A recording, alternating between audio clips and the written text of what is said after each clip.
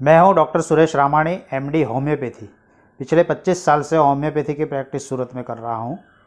आज हम बात करेंगे डायबिटीज़ के पेशेंट है या तो प्री डायबिटीज़ के पेशेंट है, उनको क्या खाना चाहिए, क्या नहीं खाना चाहिए, कैसे खाना चाहिए, कितने इंटरवल पे खाना चाहिए। क्योंकि इसमें बहुत से कन्फ्यूज़न है। कोई लोग बोलते हैं बार बार खाओ, कोई बोलते हैं नहीं दिन में 2 बार ही खाओ। तो कौन से पेशेंट है उसको 2 बार खाना चाहिए, कौन से पेशेंट है उनको हर 2 घंटे में खाना चाहिए, ये आज हम क्लियर करेंगे।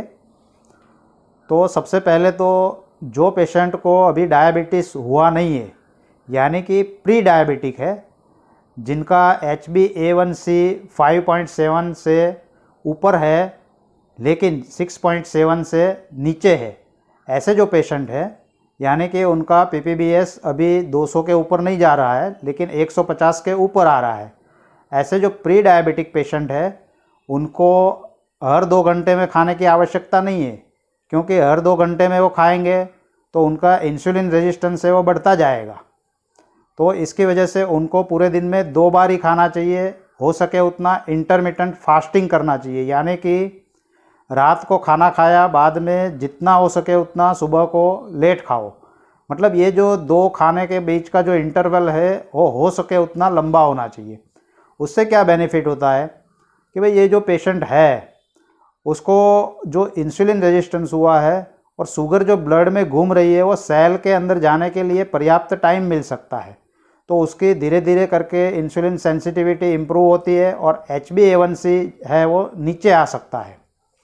जबकि जिनको ऑलरेडी डायबिटीज़ हो गया है और एलोपैथिक एंटी डायबिटिक मेडिसिन पे है तो उनको बार बार खाने की ज़रूरत पड़ती है, वो भी मजबूरी में पड़ती है। क्योंकि जो एलोपैथिक मेडिसिन है वो हाइपोग्लाइसीमिया कर देता है कभी, तो शुगर नॉर्मल से बिलो नहीं चला जाए, ऐसा हो कि पेशेंट कभी कोमा में चला जाता है, तो ऐसा नहीं हो उसके लिए उसको बार बार खाने का डॉक्टर सलाह देते हैं।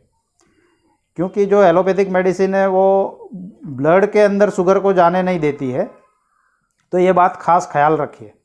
जबकि आपको अभी डायबिटीज़ हुआ नहीं है, प्री डायबिटिक है और आपको बार बार खाने की कोई आवश्यकता नहीं है। क्योंकि आपका जो टारगेट है, गोल टारगेट, वो आपकी जो इंसुलिन सेंसिटिविटी है वो इम्प्रूव करने का है, और वो जैसे ही इम्प्रूव होगी उसके हिसाब से HbA1c में भी इम्प्रूवमेंट आ जाएगा। दूसरा कि ये जो पेशेंट्स है उनको दूध लेना चाहिए या नहीं लेना चाहिए। जैसे आपको इंसुलिन सेंसिटिविटी इम्प्रूव करनी है तो आपको दूध नहीं लेना चाहिए, वैसे नहीं तो दूध में इतना कोई शुगर आता नहीं है, तो आप दूध ले तो इतना कोई शुगर बढ़ेगा नहीं। लेकिन लॉन्ग टर्म में आपका इंसुलिन सेंसिटिविटी इम्प्रूव नहीं होगा। तो जो आपको लॉन्ग टर्म के लिए गोल आपका ऐसा है कि भाई इंसुलिन सेंसिटिविटी इम्प्रूव करके आप हो सके उतना आपका मेडिसिन मिनिमाइज़ करके डायबिटीज़ को रिवर्स करना चाहते हैं, तो दूध नहीं लेना चाहिए।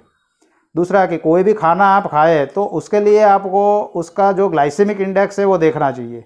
जिसका ग्लाइसेमिक इंडेक्स हाई रहेगा, वो कोई भी पदार्थ है तो उनका शुगर, उसके अंदर का जो शुगर है वो ब्लड में कितनी जल्दी से घुल जाता है उसके हिसाब से उसका रहता है।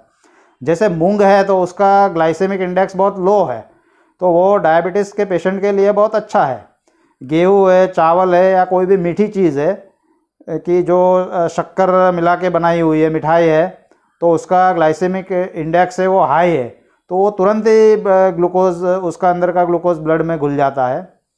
तो ऐसी चीज़ें आपको बिल्कुल कम लेनी चाहिए। दूसरा है ग्लाइसेमिक लोड। तो ग्लाइसेमिक लोड कैसे कैलकुलेट किया जाता है कि भाई जो भी आप खाना खा रहे हैं उसके अंदर कितना प्रोटीन है, कार्बोहाइड्रेट है, फाइबर है, ये सब मिला के टोटल उसके अंदर कार्बोहाइड्रेट कितना है वो काउंट करके ग्लाइसेमिक लोड बोलते हैं। जैसे कोई चीज़ आप लो ग्लाइसेमिक इंडेक्स वाली खा रहे हैं लेकिन ज़्यादा क्वांटिटी में खा रहे हैं तो उसका ग्लाइसेमिक इंडेक्स, ग्लाइसेमिक लोड ज़्यादा आएगा।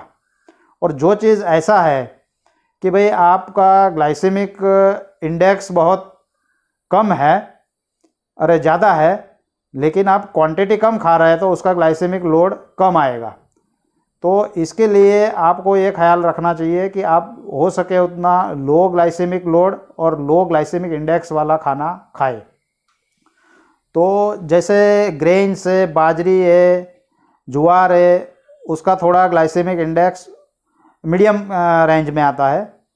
फ्रूट्स है कि जो ज़्यादा मीठे नहीं है तो वो भी, उसका भी ग्लाइसेमिक इंडेक्स मीडियम रेंज में आता है, तो खाना वो ले सकते हैं। लेकिन जो आप फ्रूट्स खाएंगे तो उससे डायरेक्ट शुगर नहीं बढ़ेगा, लेकिन इनडायरेक्टली बढ़ेगा। उसमें फ्रुक्टोज आता है, तो फ्रुक्टेज है वो सबसे पहले लीवर में मेटाबॉलिज्म में जाता है।